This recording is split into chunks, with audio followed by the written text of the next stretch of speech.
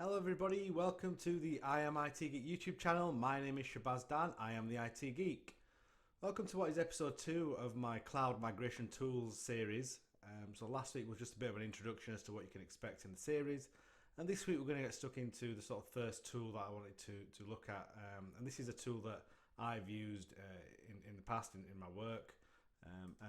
It's to essentially migrate workloads into SharePoint Online. So in this episode, we're going to do a bit of an overview of SharePoint migration. We'll then look at some examples of migration workloads. Then I'll go into the toolset and then finally do a demo of a specific tool I'm going to look at is the SharePoint migration tool, which I've used successfully to migrate SharePoint on premises to SharePoint Online, as well as file shares on premises to SharePoint Online. So let's get stuck into this episode. So, bit of an overview of a SharePoint migration. I mean, to be fair, it's very, very similar to any sort of migration. Planning is vital. And by planning, I mean, designing your target environment. So in this case, it's SharePoint Online. Making sure your libraries, your kind of where you want to put your documents, that matches what your requirements are. Some people like to do it like for like. So they've got a document library for each department maybe. Again, I'll go more into this during the demo where I can show you the sort of setup I've done. The amount of content you want to migrate as well is very important in planning. Do you want to migrate everything you've got on premises? A lot of the time it's a no. These sort of migrations are a good reason to get rid of old redundant data, maybe do some archiving, etc. So it's very important to plan all that to make sure it goes smooth. Another thing that sometimes is overlooked, in my opinion, and sometimes I've tried to integrate this into migrations that I've done with SharePoint, especially. It's making sure your user onboarding is part of your planning. So any sort of documentation, user guides, any sort of communication plans as well, very important. So I've always tried to include that within the planning of especially when I'm doing like a SharePoint Online migration. So that's one of the first points you need to really think about. Another important part of the planning stage is understanding what's getting migrated. So with it being SharePoint Online and it's a cloud-centric document management system, it's very different from on-premises file shares. And even there are differences between SharePoint on-premises and SharePoint Online. So understanding what's getting migrated, for example, with your documents, the conversion of embedded URLs isn't migrated. So little things like that, little intricacies and detail is important to understand within your planning. So you can mitigate those risks by communicating with your users that certain aspects won't be available or certain functionality might be available that wasn't available before, etc. This should all be part of your planning, and also understanding what's going where. Where is the sales data going? Where is the HR data going? Those two elements move me on to permissions and the difference between permissions and sharing. Making sure that you get those right up front, because let's face it, a lot of the time we are moving highly sensitive, highly critical data, especially when it comes to HR and finance. This is the sort of data you need to make sure is only accessible by who it should be accessible to. So that should all be part of the planning phase of any sort of SharePoint migration into SharePoint Online. So the next part of the sort of overview is assess and remediate. So by assess and remediate, I mean, before your migration starts, it's important to perform an analysis of your current environment. Only you as the IT admin know your environment, you know where your files are, you know what your permission sets are. But it's important to get an overview of that. And there is an assessment tool available. So there's a SharePoint migration assessment tool that you can download and use that to basically assess your data and tell you what's where, what's supported and what's not supported, and then what that then allows you to do is remediate that and the sort of errors and issues it's found, fix those before you move on to your migration. It saves you a lot of time in during your migration because it mitigates a lot of risk, and it allows you to see up front what areas you have that need to be fixed before moving on. So definitely recommend using the SharePoint migration assessment tool. It's a free tool that you can download. And it's always important to put that as part of your project plan. So moving on, we need to prepare SharePoint and OneDrive. So that's making sure that the document libraries are prepared and created correctly with the right permission sets, making sure OneDrive has the correct quotas in place, obviously making sure that you have documented all the links and the URLs as well correctly, because that's going to be part of your migration when we're using the tool. And again, just making sure that everything is prepared and in line for when you do start the migration. Licensing subscriptions, making sure people have the relevant subscription to get access to SharePoint Online. If you've got one of the bigger subscriptions like the E3 or E5, that comes with it, of course, but if you're going for specific licensing, making sure the relevant people have those SharePoint Online P1 or P2 licenses. So we need to make sure our online destination is all prepared and ready for when we do our migration. And finally, migrating. How we're going to do a migration? Are we going to do it in a big bang, or are we actually going to migrate a small set of sub-users to do like a pilot almost and do that migration process? Are we going to do it in batches as well, rather than doing every piece of data at once? Are we going to get the sales team on first, or then we're going to go with HR? And that should all be part of your communication plan as well, making sure you stage who moves where potentially. So these are all the things we need to think about when we're migrating the data, and again, how big a chunks are we going to migrate? Are we going to migrate over a weekend? Because again, it's all very dependent on how much data you're migrating. It's only going to go as fast as your network will allow it to. Remember, you are migrating from on-premises to up into the cloud. So if you've got internet speeds are very high, if you've got loads of meg of bandwidth, then you're fine, perfect. You can migrate more data. However, if you've got a smaller internet line, then you need to really think about the size of your migration batches and potentially staging it rather than doing a big bang. So these are all things you need to kind of think about when looking at a SharePoint Online migration. And these are all the points that I've personally done myself. So this is not me telling anybody how to do it. These are all points that I have addressed when I've done, and I've learned the hard way. A lot of times I might not have done the planning correctly, or I might not have done that assessment and remediation, or prepared the SharePoint and OneDrive correctly. So these are all points I'm making because this is what I've learned during my own experience. Let's move on to the next slide. So we're going to look at some workload migration examples when you can use the SharePoint migration tool for. First one is the one I'm going to be showing in my demo, which is on-premises file share into SharePoint Online. So this is a quite common theme where you've got an organization that has file shares on premises and they're looking to migrate to a cloud document management system. They're already in Microsoft 365 using Exchange potentially. And they want to look, they're interested in using SharePoint Online libraries, the functionality it brings, the collaboration it brings, and also OneDrive as well, wanting to use those for users, individual sort of user shares and kind of home drive sort of equivalents. This is a very common example of where you can use a SharePoint migration tool. This is one probably the most common I've used personally. And again, this will be what I'll be showing in my demo, so I can go through that in a bit more detail then. Moving on, use the personal shares into OneDrive. I just mentioned it in the last point, but this is also quite a common theme where, again, you've got the sort of home drives, you could call them, where users have their own personal data stored on their own share that only they have access to. And an organization wants to utilize OneDrive and migrate those type of user personal work shares and to OneDrive, where everyone has their own quota. They have permission to it. They can control who they share that data with, but that's personal to them. So again, another quite common. It sometimes comes hand in hand with the first point that I made. With the file shares, normally your user profiles or home folders are also shares. So the third example that I've personally got experience in with using the SharePoint migration tool is, again, a pretty standard one, which is SharePoint on premises into SharePoint Online. This is essentially what the tool's kind of made for, you could say. You've got an organization that has an on-premises SharePoint farm, and because they like the functionality, their users know it, there's not much training going to be involved. They want to migrate that to the cloud using SharePoint Online. Again, there are slight differences. Obviously, the functionality is going to be a bit different.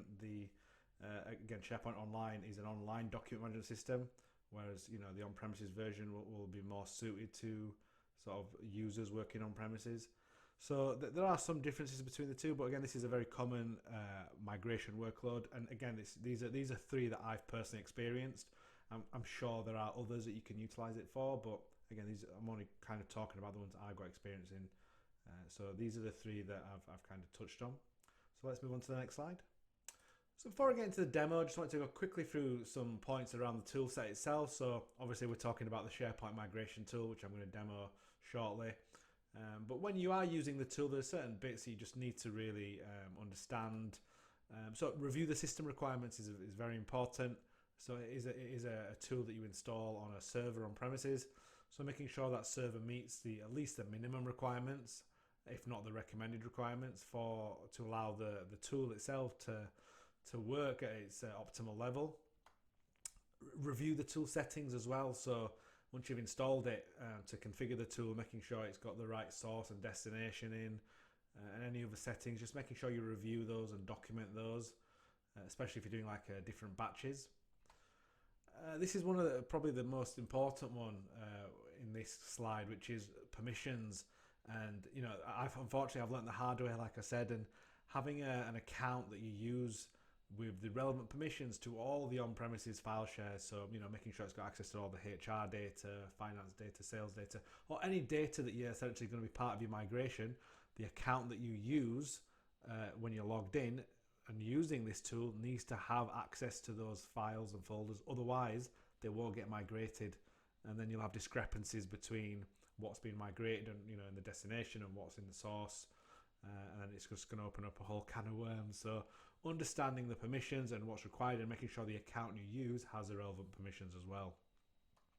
And finally, just understanding what the supported authentication methods are. There are a number of them, including NTLM authentication, Kerberos authentication, kind of client-based certification, MFA, all sorts. Just make sure you review those and you understand what the supported authentication methods are when using the tool.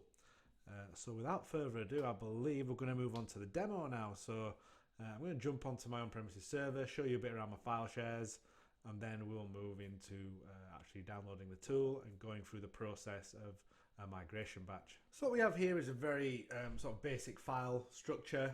So we've done it by department. So we've got finance, HR, IT, marketing, sales. So this is just obviously for the purpose of the demo, very straightforward.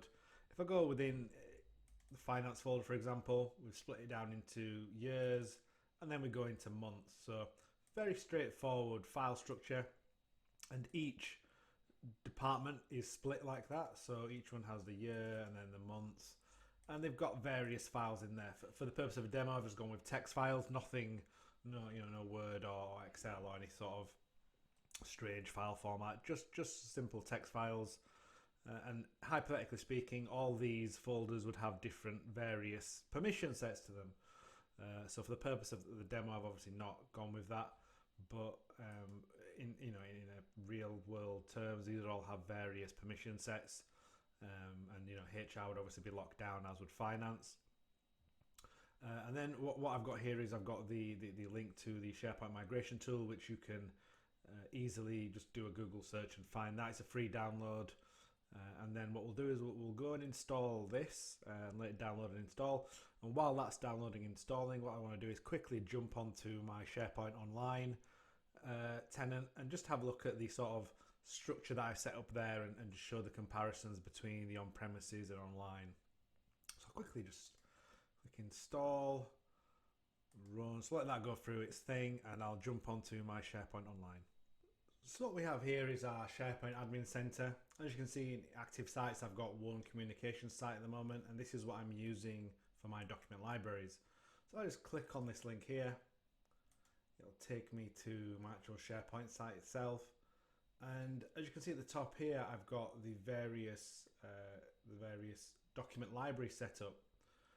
So I've got, similar to how I had on premises, I've got the finance, HR, IT, marketing, sales. So I've kept with that sort of a document library per department, you could say. So yeah, each department has its own document library, and again, there's specific permission sets with those. So only all finance staff can see the finance document library. Same with HR, only HR staff will be able to see that. Obviously, maybe the administrator, I need permissions to them all.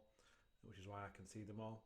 So again, just want to give an overview of the sort of structure that I've gone with for the Microsoft SharePoint Online end of things. So what I'm going to do is nip back into my server, get the tool up and running, and then we can go into some of the settings and actually do a batch migration of some data just to show you the process. So here we have the SharePoint migration tool. So the step before this, once it downloaded and installed, was for me to log in with my global administrator account. So I've logged into that, and as you can see, I've got the first option is to start my first migration. Again, there's another option here about a migration manager. That's out of the scope of this particular demo. But if there's more interest, I can obviously do a bit of a further bonus video around migration manager and what that entails. But we're obviously going to start our first migration. So just click on this here. And then again, we have options here. We've got three options. We can either, copying content from our SharePoint server, so our on-premises server, which I mentioned is one of the use cases. That's not going to be us for this case. File share. So again, migrating from a network file share on premises, which is going to be us. Or, for bulk migrations, a JSON or CSV file. So if you've got lots of different file shares, you can use automate it by using a CSV file. Again, just to show the whole process, and we're going to do it the manual way, the old-fashioned way. So we click on File Share. So now we need to select our source. So I'm going to start by choosing folder. I'll go dig down into where it is, so within data. First of all, I'm just going to do the finance folder. That's going to be the top level folder. So click on OK there. So some options here. So migrate selected folder and folder contents, or migrate only folder content. So we want to migrate selected folder and all the folder content, so everything within that folder. For some reason it's choosing desktop. I don't know why it's done that. Let's go back in here again. Make sure we select the right. There we go. So that's always important. Double check everything you do. Make sure you've selected the right source to migrate. So for whatever reason it clicked on desktop. So I made sure I double checked that. So if we go to next. So where are we copying the content to? So we've got three options here. Obviously Microsoft Teams is now there. That's obviously an option to migrate to, or SharePoint Online, or OneDrive. As I mentioned, these two use cases here, user profiles, or document library content. But Microsoft Teams now comes under that as well. But I've personally not experienced that sort of migration. So we're going to go with SharePoint Online. So here it's asking us for the SharePoint URL, which as you can see, it already has it in place. So we want to migrate our content there. Let's click on next. So just going to have a think about it now, making sure we've got the right permissions. Let it go through its cycle. And now it's essentially going to ask us the exact location we want. So this is the document library. Which document library? So we click on the drop down here. As you can see, it's got the HR, the finance, the sales, the IT one, and the marketing one that I set up. We're obviously going with finance in this case. So let's click on finance and then click on next. And here, it's just we just can give it a name of the migration. Now, again, you can see here it's got the migration date and time. I recommend leaving that in there and maybe just putting like a dash for finance, so you know which department it is. But I think having the date and time of the migration is very relevant. It gives you a bit of some breadcrumbs as to historically what time and what date you did the migration at, especially if you're doing multiple batches of finance. If we were doing multiple batches of different, keep seeding it, then I definitely think time and date are essential. And here we can see the source destination. We can add another migration if we wanted to. We're not going to in this case. We can go on next to start the migration, or we can save it for later. Let's click on next. And then these obviously I've mentioned in one of my previous slides around choosing the correct settings. So do we want to perform a scan only? Do we want to preserve the file share permissions? Do we want to migrate file share history, automatic user mapping? Click on view all settings. We can go further into it. For the purpose of this demo, we're just going to keep it on the basic. You can do migration auto rerun, automate it to rerun at certain points. We're going to just stick to the basics that are on there and just click on migrate. So this is now going to start migrating that data from my on-premises file share into SharePoint Online. So let's leave that and let that to complete. Once it's completed, I'll come back and we'll take a look at our SharePoint Online document library. The migration batch is almost finished. What I wanted to do quickly was just go into my SharePoint site and just show you that the file structure is starting to come together in the HR folder. Oh, sorry, it was the finance folder. So if I click on finance here, we should see, yeah, there we go. So we've got the 2021 folder there, which is new. We'll click on within that, we can see that we've got the months here as well. So again, clicking within here, we should be able to see some files, some text files. There we go, yep, exactly. So this just shows that the migration tool is doing its thing. It's migrating the documents, the folder structure, all intact as I wanted it. So that is pretty much the end of the demo. So flip back to the presentation and just finish up. So that brings to an end this episode, which was all around migrating workloads into SharePoint Online. So I did an overview of the migration workload, did some use cases, some examples, and also a little bit into around the planning and the analysis and remediation. And finally, we did a demo around using the SharePoint migration tool to migrate on-premises file shares into SharePoint Online. And we just finished that off. You saw all the files and the same folder structure coming up into my document library within SharePoint. So thank you very much for joining me. Next week, I'm going to be looking closer at migrating file shares into Azure files. So again, it's a similar sort of on-premises to cloud migration workload. Please, feel free to drop me a comment if there's any questions you've got or any further topics you want to see. Please do drop me a like and obviously subscribe. But until next time, thank you and goodbye.